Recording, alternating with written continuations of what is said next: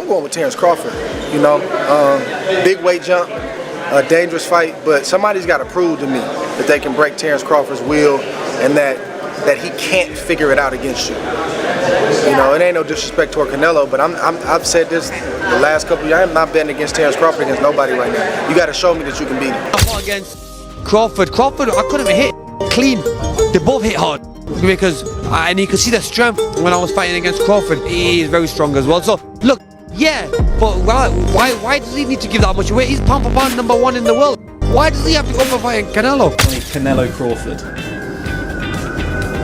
Very hard. 50-50. For me, pound for pound, #1 is Terence Crawford. There is broad agreement among seasoned boxing analysts regarding the highly anticipated bout between Terence Crawford and Canelo Alvarez. It's unlikely that this fight will be competitive. Crawford's rise up to weight classes into the super middleweight division, according to many, puts him at a significant disadvantage. Canelo's demonstrated capacity to break opponents with vicious body shots, with his championship background at heavier weights and his low weight of 168 pounds. He is predicted to outclass Crawford's style and physique. Crawford was warned by Giron Ennis that going straight to 168 pounds versus Canelo is a big mistake. He emphasized that Canelo had long dominated super middleweight and frequently knocked out bigger opponents. And he advised Bud to start with a warm-up fight at 160 pounds. But I think you gotta lean more towards Canelo because, like I said before, he been putting big guys out and down. And Canelo not even really a 68 pounder. He probably really should be at 60 maybe. And he been hurting these guys.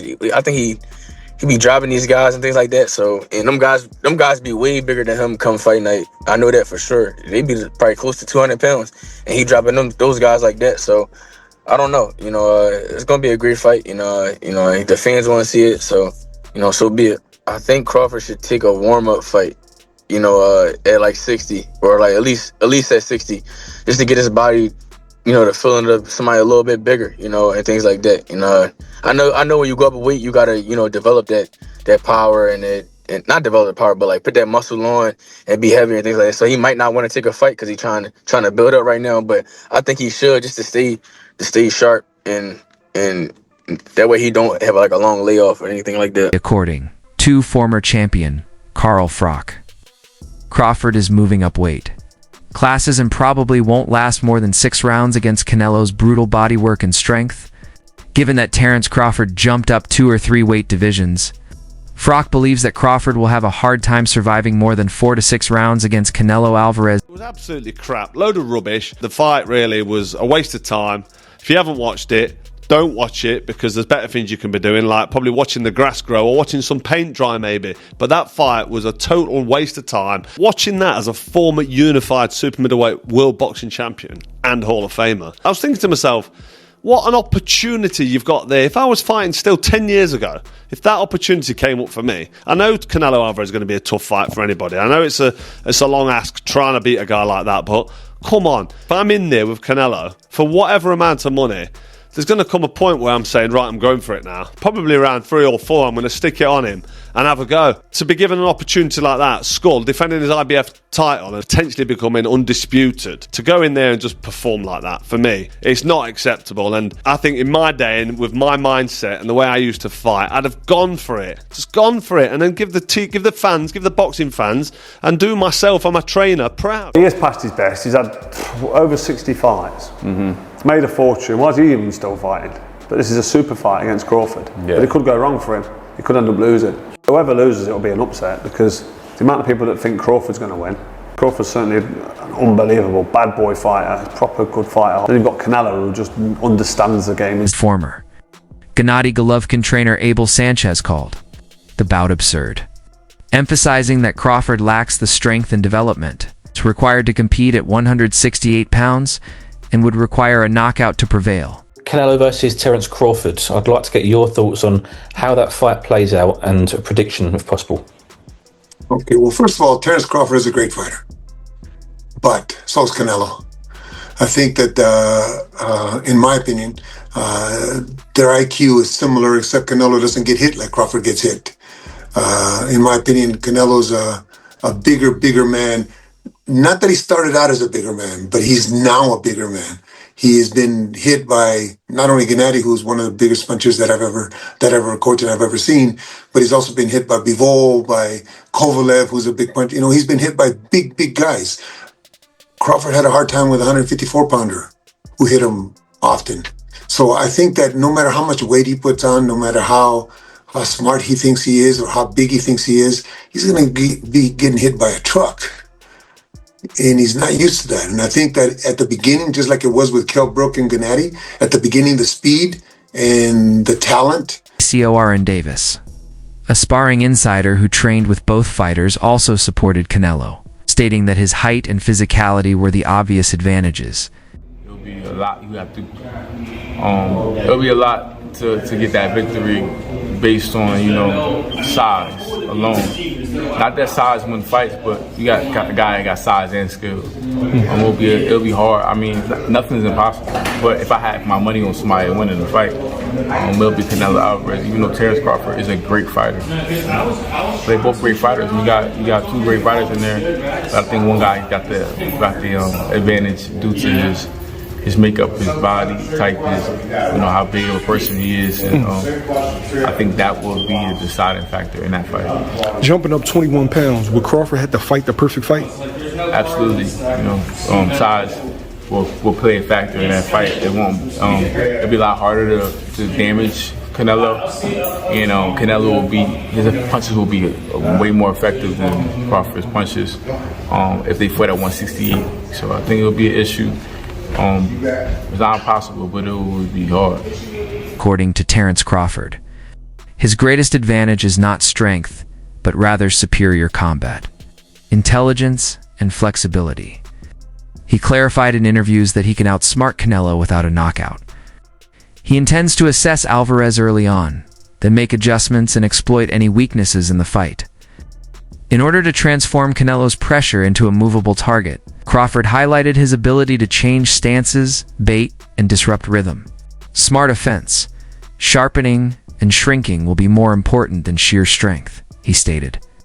He dismissed worries about size as well. Crawford countered, "You have to fight someone to truly understand their strength." Furthermore, he sees no mystery in his ability to harm Canelo. I feel I got the speed over Canelo. I got the reach over him. He might got the size, the power. I got the better skills, boxing skills. Would it be more of a cat and mouse? The reality is Canelo does put people out. From Kirkland to Amir Khan to just... Don't do obviously, I'm just saying, man. No, but he's not. Kovalev was older.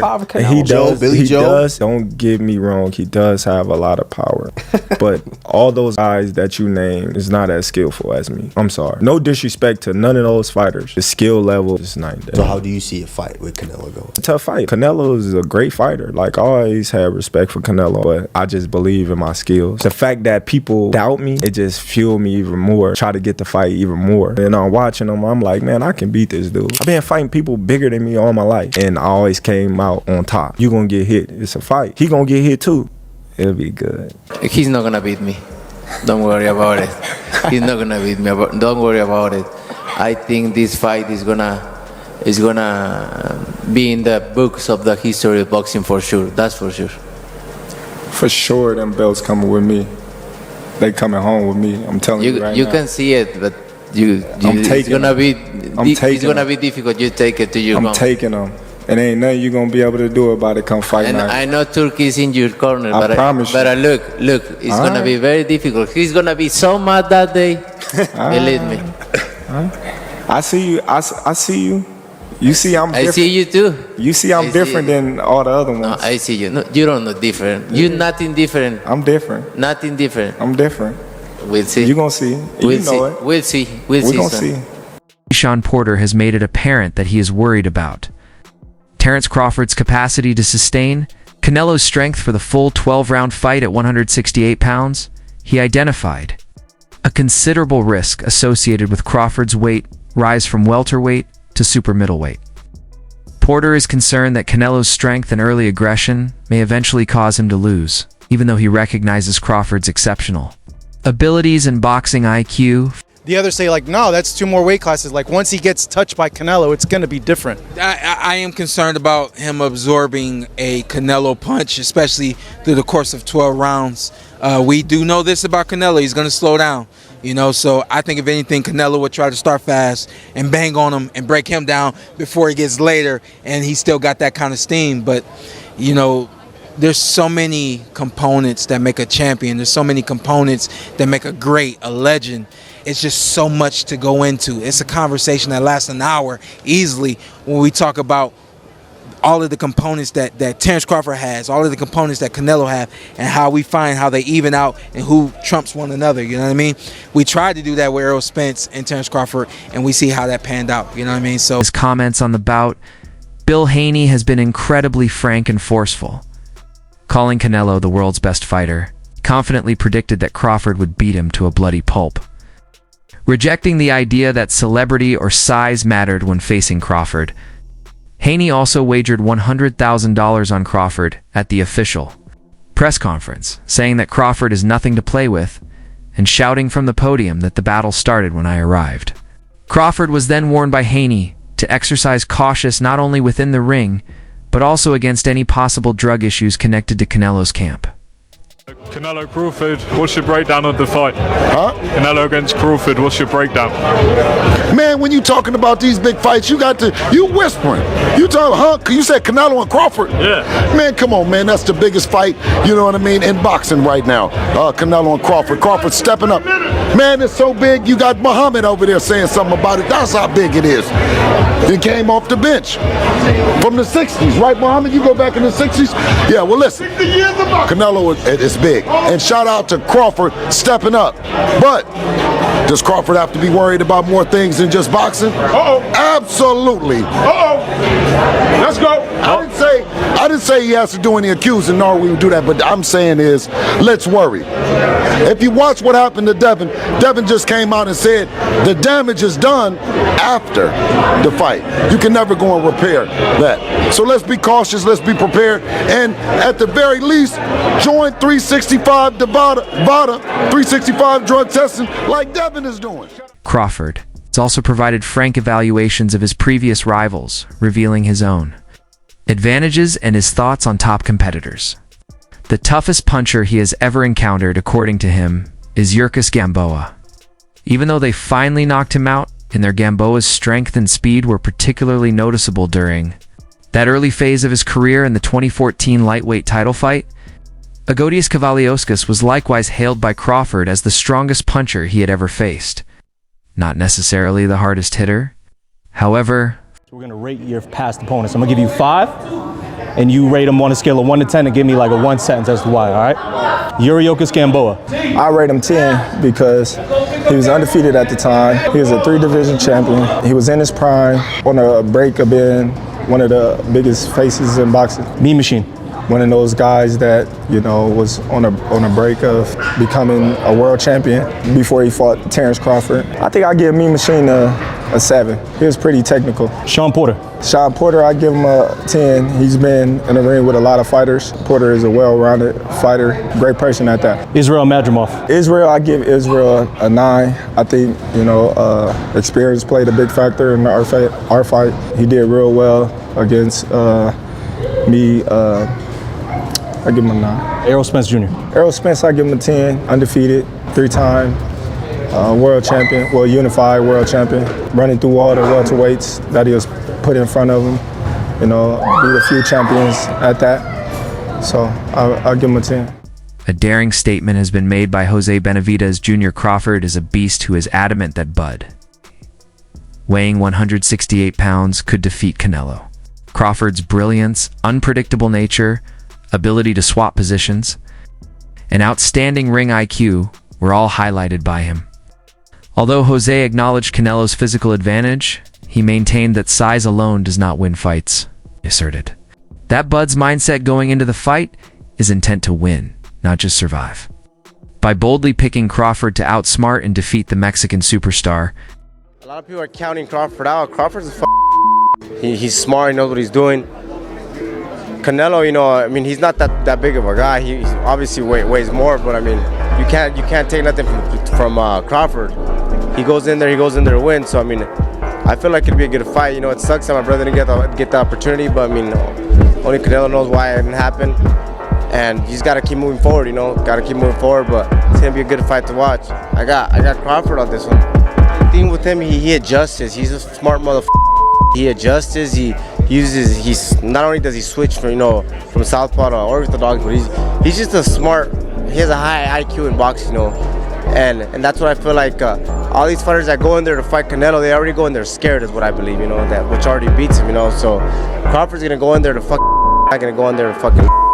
So I mean, I have it going Crawford, bro. To be honest with you.